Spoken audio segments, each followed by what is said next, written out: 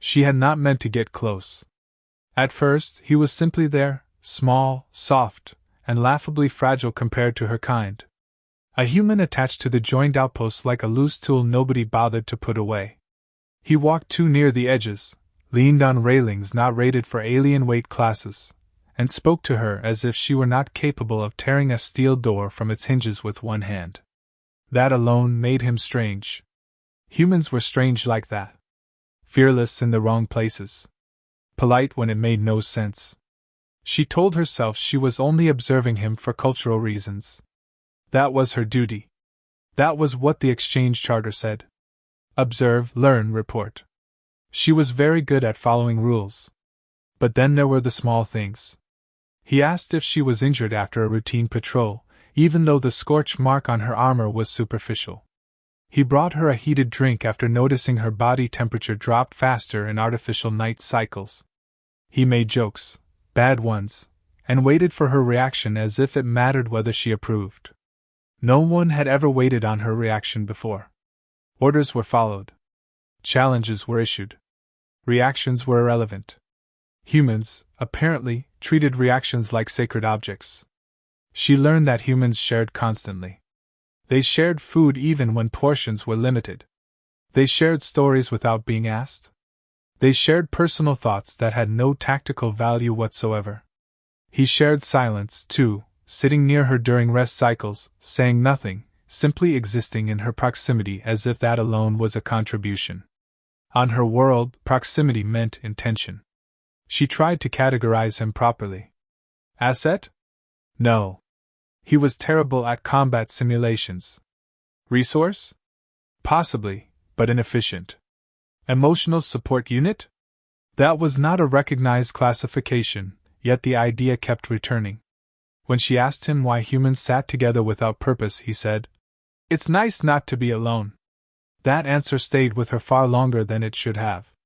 Her people believed strength was proven through endurance and dominance. Humans, it seemed, proved strength by choosing softness when they could afford hardness.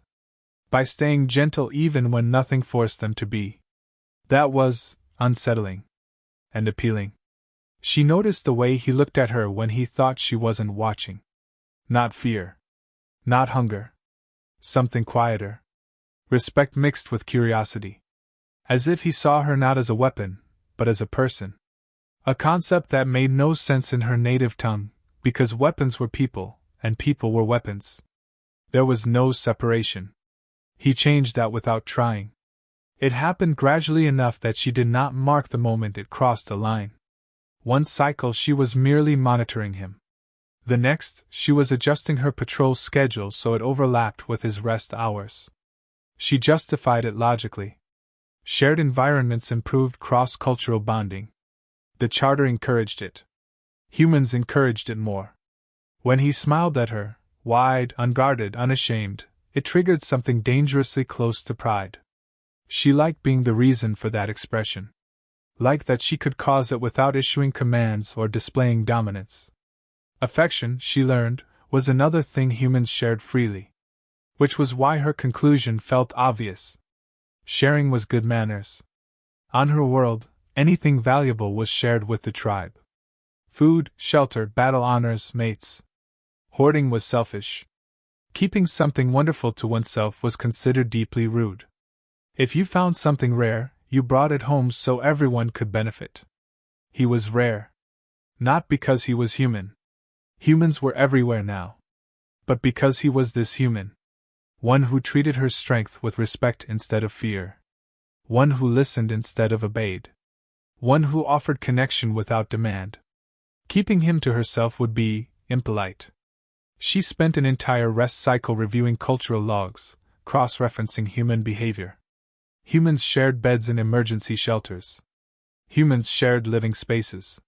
Humans shared emotional bonds through something called relationships, though the parameters were poorly defined and wildly inconsistent across regions.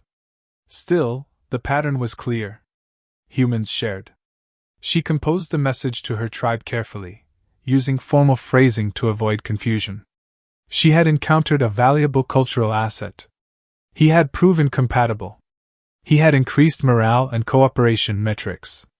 She believed the tribe would benefit greatly from shared access, emotional exchange, and long-term integration. She did not mention the way her chest tightened when he laughed, or the irritation she felt when others spoke over him, or how the thought of him leaving the outpost caused an unfamiliar pressure behind her eyes. Those details were irrelevant. Emotional anomalies happened sometimes. They passed. She transmitted the signal. Confirmation arrived faster than expected. They were enthusiastic. Proud, even. Elders praised her initiative. Warriors volunteered to meet him. Gifts were prepared immediately. Ceremonial supplies requisitioned. Contracts drafted to ensure fair rotation and mutual satisfaction. It was all very efficient. She felt relief. This was correct. This was how good things were handled. When he asked her why she seemed distracted, she told him the truth, or what she believed was the truth. "My people are coming," she said. "To meet you." He smiled. "That's cool. I guess?" The smile faltered slightly at her next words. "They will want to share you." The silence that followed was loud. Humans were expressive, but nothing in his training prepared him for this. His posture stiffened. His breathing changed. His eyes widened in a way that signaled distress, not pride. That was unexpected. She tilted her head, confused. "You are valuable. It would be rude not to." He laughed once, sharp and nervous, and said something about needing clarification. She did not understand why his voice trembled.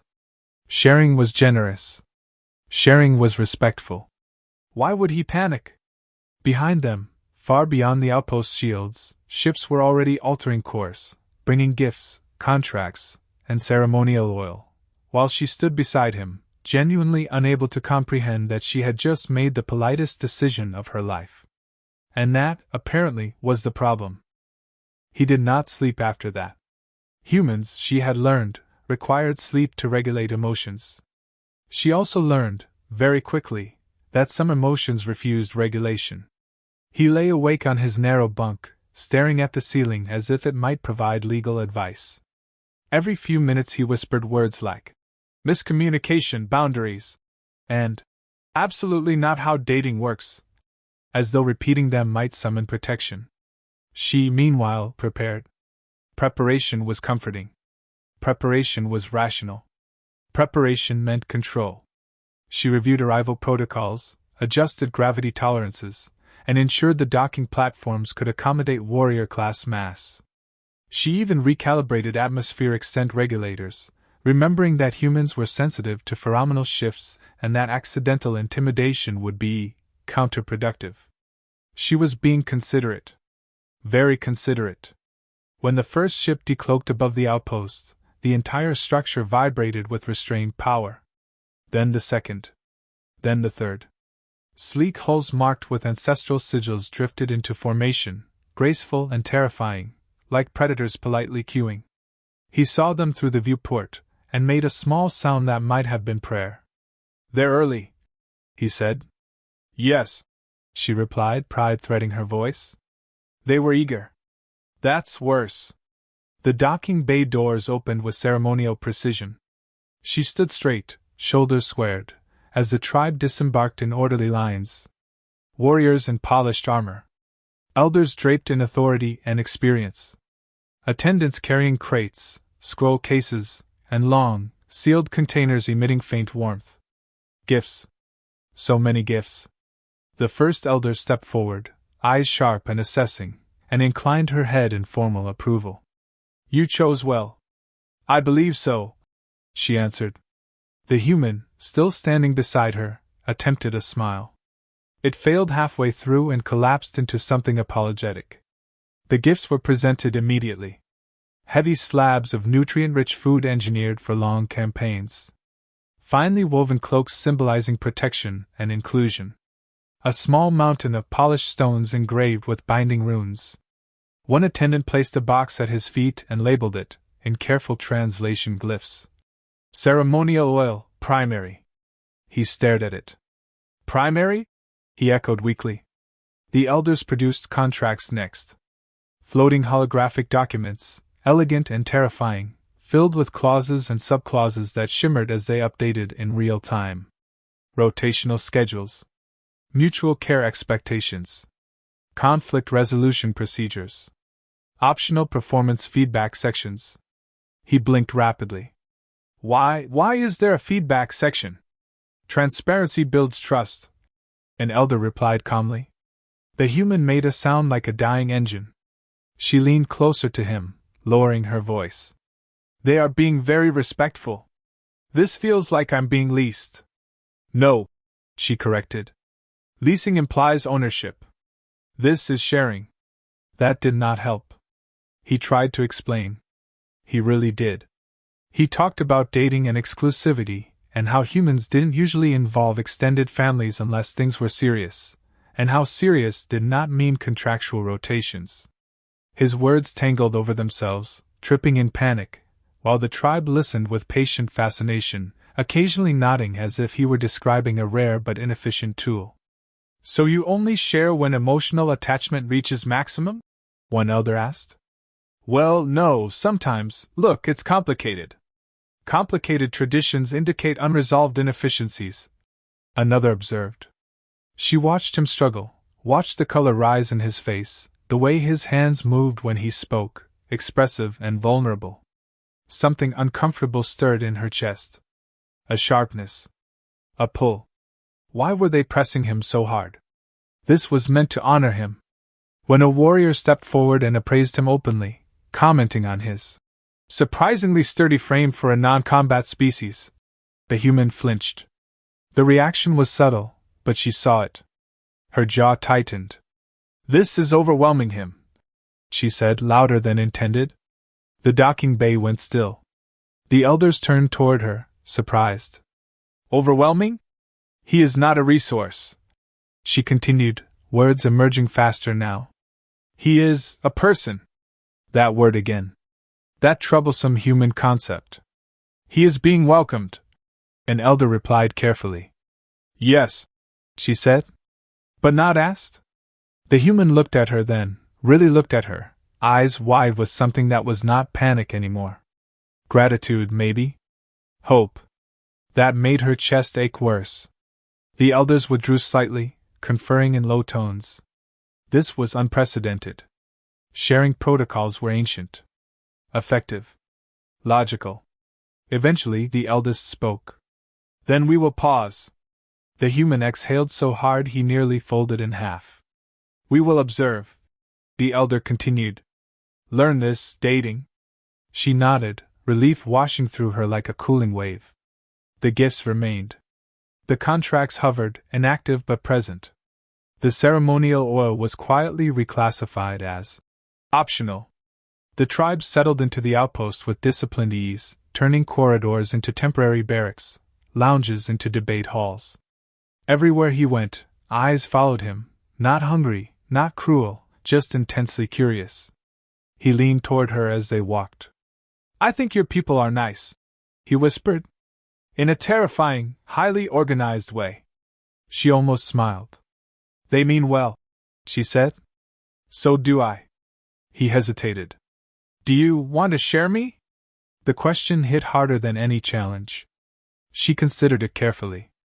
I wanted to do what was right, she answered honestly. What was polite? And what do you want? He pressed. She did not answer immediately. Want was a dangerous word. Want implied choice. Choice implied vulnerability. Around them, warriors trained, elders debated, attendants cataloged gifts meant for him. For all of them. For sharing. She looked down at him, small, brave, trembling slightly but still standing, and realized something unsettling. She did not want to be polite. She wanted to be chosen. And that was a problem she had no protocol for at all. The elders insisted on observation. They gathered in a semicircle that felt less like a meeting and more like a tribunal, though everyone involved kept insisting, politely, that it was educational. The human sat on a low bench that was very clearly designed for species with longer legs and fewer opinions. She stood beside him, arms crossed, posture rigid, as if daring tradition itself to argue back. Explain, the eldest said, voice calm and unyielding. This concept you call dating. The human swallowed. Okay. Dating is when two people decide to spend time together to see if they like each other. Romantically. And this requires isolation? Another elder asked. You do not invite your tribe? Not usually, no. A murmur rippled through the group. Confusion. Mild concern. And you restrict access? A warrior added. On what grounds? Consent, he said quickly. Choice.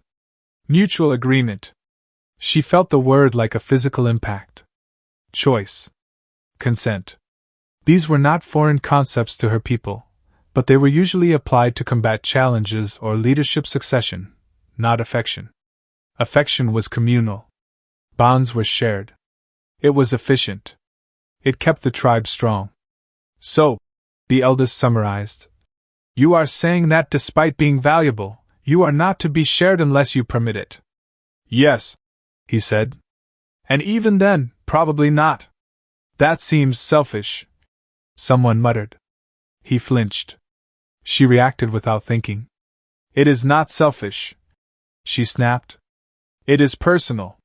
Silence again. So much silence today. The elders studied her now, not him. That unsettled her more than any challenge ever had. One raised a brow. You speak with conviction. I have observed, she said. Humans do not bond through obligation. They bond through choice. Removing that choice destroys the bond. The human turned to look at her, eyes wide, as if he hadn't expected her to understand so clearly, or defend him so fiercely. And this bond, an elder pressed, is exclusive? Usually, he said. Sometimes people agree otherwise, but that's discussed first. Carefully. Discuss, a warrior repeated slowly. Before action. Yes. That caused visible discomfort. Her people valued decisiveness. You saw something good, you claimed it for the tribe. Discussion came later, if at all. And what happens? The eldest asked. If one party wishes to share and the other does not? Then you don't, he said simply. Because you care about them. That answer landed heavier than expected. Care, she realized, was the missing variable. Not duty. Not tradition. Care. She felt something twist inside her, tight, sharp, unfamiliar. A realization she had been circling but refusing to name. She had cared about his reaction. Cared when he panicked. Cared when he flinched. Cared when he looked at her like she was his only safe anchor in a room full of towering warriors. That was not polite. That was not efficient. That was dangerous. A younger warrior shifted forward. If we do not share, what is gained? The human thought for a moment. Trust, he said. Safety. The feeling that you're special to someone because they choose you, not because a rule says they should. Special. She closed her eyes briefly. Her people prized strength, but humans prized being chosen. And somehow, that made them strong in a way armor never could. She realized then that something ugly and hot had been burning in her chest since the tribe arrived. When warriors appraised him. When elders spoke as if his future were a resource allocation problem. Jealousy. The word surfaced uninvited, half-remembered from human psychology files she'd skimmed without interest. She had dismissed it as a weakness. An inefficiency. Now it roared inside her like a challenge horn. She stepped forward. If sharing him requires removing his choice, she said clearly, then I withdraw my offer. A collective intake of breath. Shock unmasked. You cannot withdraw a communal gift, an elder said. I can, she replied, voice steady. Because he was never a gift. He was a person. And I spoke out of ignorance. The human stared at her, stunned. This is unprecedented, the eldest warned. I know. And if the tribe disagrees? She hesitated only a fraction of a second. Then I will disagree with the tribe. That was it. The line crossed. The tradition cracked. The elders conferred again, longer this time. Low voices. Intense debate. She stood unmoving, heart pounding, not with fear, but with something dangerously close to hope. Finally, the eldest turned back to them. "We will adapt," she said slowly. "We will not force sharing. The human will choose." All eyes turned to him. He looked very small then. But he stood up anyway. "I choose," he said carefully, "not to be shared." Relief surged through her so strongly her knees nearly weakened. "And," he added, glancing up at her, voice softer, "I choose you. If you want that. Just you." The outpost seemed to hold its breath. She felt heat rush to her face, an alien equivalent of blushing she had always mocked in humans. Her throat tightened. Choice. He was choosing her. Not because of strength. Not because of tradition. Because he wanted to. "Yes," she said too quickly, then steadied herself. "I want that."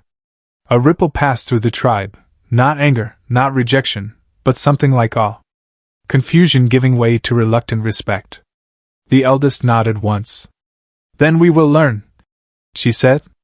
"It seems humans do not conquer through force, but through feeling." The human laughed weakly. "Yeah. We're kind of a mess that way." She looked down at him, this strange, brave, emotionally reckless being, and understood something profound. She had brought him home to share. Instead, he had taught her what it meant to choose. And she suspected that lesson would change her people forever. The decision should have ended things neatly. It did not.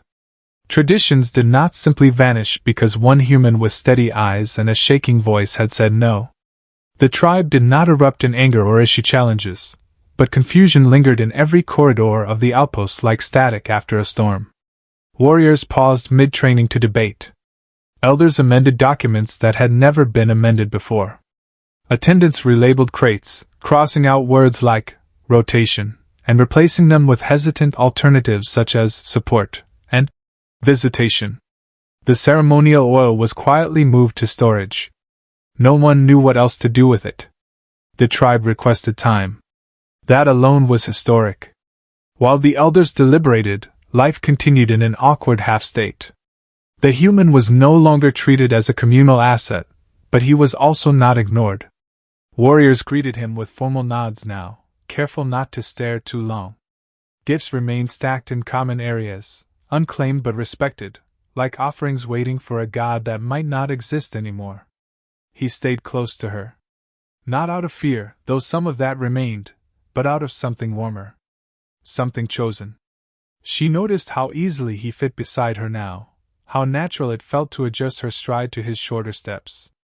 When others approached, she positioned herself slightly in front of him without thinking. Not dominance. Protection.